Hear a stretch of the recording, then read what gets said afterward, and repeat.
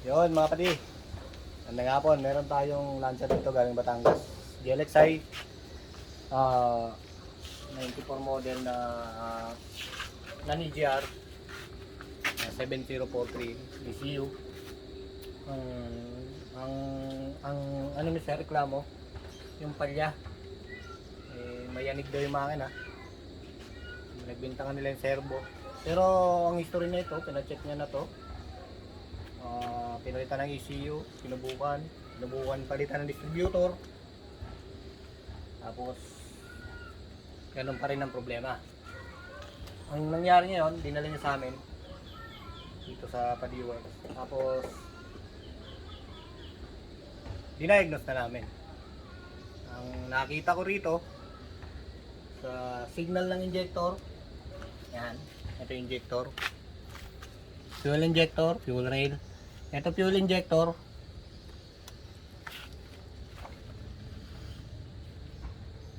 Ang dalawang, ang 2 tsaka 3, sa palitan sila dapat ng signal pero nagsasabay sila. Tapos masyadong matulin yung bigay niya ng signal. Ignition lang yun. Testing natin para makita niyo mga kapatid. Stop. On. Start. Yan. Kaya makikita niyo pa di yung blinking na yan, yan yung signal ng injector. Mabagal siya, di ba? Kasi 1342 lang siya. Ganun siya kabagal, tsaka naka-idle. Ngayon, nilipat ko siya sa DOS. Nakikita nyo yung firing ng injector, yung sa signal niya. Ayan, sobrang bilis. Isa lang ang ibig sabihin yan, nagsasabay silang dalawa ng signal. Parehas silang dalawa niyan. Dapat palitan ng signal yan. Ayan, matulin masyado. Pag nakita nyo yung firing ng number 1 at number 4, mabagal yan kasi naka-idle nga lang tayo. Ayan, dapat ganyan lang siya.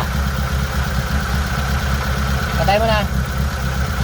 Ngayon, habang nagda-diagnose kami, siyempre ang target ko na agad is si wiring. Kasi nag-test na rin kami ang ECU. Tinest na rin ito na ibang tropang may siya gumagawa. Hindi lang nila nakuha kasi nga wiring ang problema, hindi na nila na-trace. Saka gapos na siguro sa urak.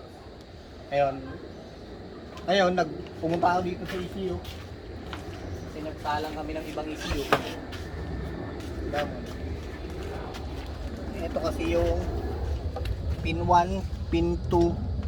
Ayan, pin 1, pin 2 tsaka pin 14, 15 injector signal yan. Ito, may binalatan na tinestingan na siguro to dati. Ngayon kumuha ako signal dito, baka ako dito lang sa ECU mismo para ano, kasi dalawang ECU na tinesting na parehas lang, baka sa wiring lang dito parehas lang sila. Ang naging ano ko rito, ang naging hatol ko, short yung wiring ng 2 tsaka 3 sa signal na injector. Ngayon papakita ko sa inyo, tatanggalin ko yung injector number 1, number 2. Yan, signal to ng injector number 2. Start mode. Tignan natin doon, dapat walang signal ang number 2.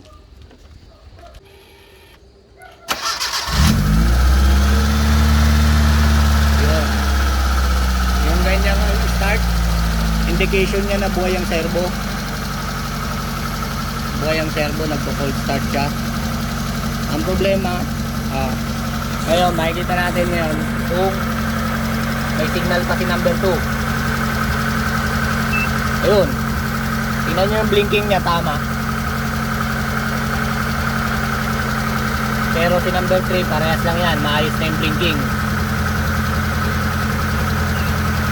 Diba? Kaya pino-pino yung makina, pero mali pa rin.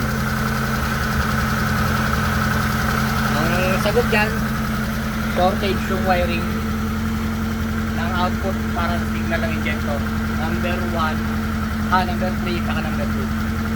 Yung mga pali, follow natin yan. Pag natapos na, i-rewire namin. Yung edit trace namin yung wiring yun. Salamat mga pali, magandang gabi.